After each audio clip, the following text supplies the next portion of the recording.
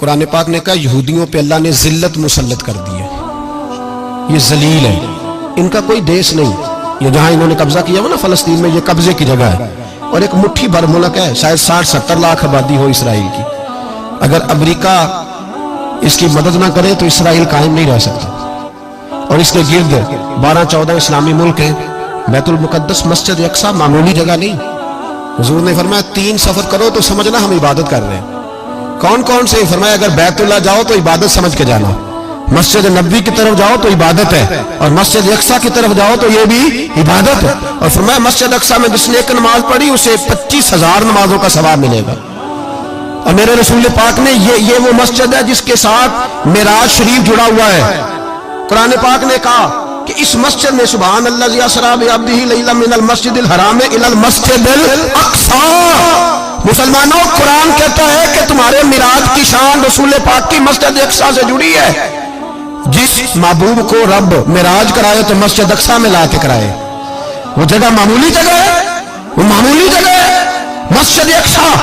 نبی پاک نے وہاں نبیوں کی امامت کرائی، 17 مہینے اس مسجد کی طرف منہ کر کے تیرے اور میرے رسول نے نمازیں پڑھی۔ چھوٹی جگہ ہے، اور پوری دنیا کا مسلمان اسے چاہیے شرم سے گڑ جائے۔ ایک امریکہ کا صدر بول کے کہتا ہے کہ اسرائیل کو اجازت ہے اسے دارالحکومت بنائے، اور مسلمان حکمران بیان دے رہے ہیں ظالموں، لٹیروں، تم اپنی سیاستیں چمکانے کے لیے پہلے ایک دوسرے کو گالیاں دیتے ہو، پھر اکٹھے بیٹھ جاتے ہو نمبرنگ کرنے کے لیے۔ تم دین کے اس مسئلے میں سارے اکٹھے کیوں نہیں بیٹھے؟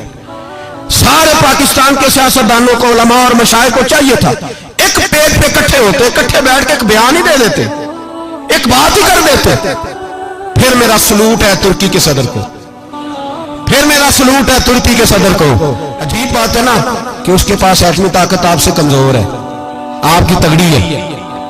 اس کے پاس جو فوجی طاقتیں ہیں وہ اپنی جگہ پر، آپ کی فوجی طاقتوں کا لوہا مانتی ہے دنیا، لیکن پھر مجھے کہنے دو نا، میدان میں بندہ ایٹمی طاقت سے نہیں لڑتا، ایمان کی قوت سے لڑتا ہے۔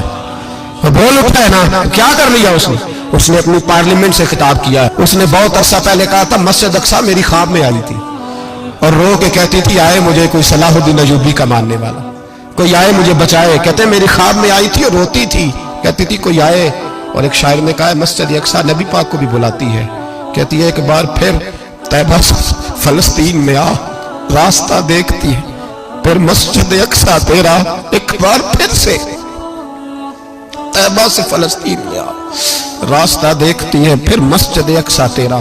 کوئی بول رہا ہے نہیں اتنا مقدس مقام، چھوٹے چھوٹے بیان، اور کہیں اکٹھے ہو جاؤ، پیش کوئی کر رہا ہوں بڑی جلدی۔ اس امریکہ کو لوگ ٹوٹتا ہوا دیکھیں گے، اس سے بکھرتا ہوا دیکھیں گے، اس سے لرزتا ہوا دیکھیں گے، اس لیے کہ مقابلے رب رسول سے اتنے آسان نہیں۔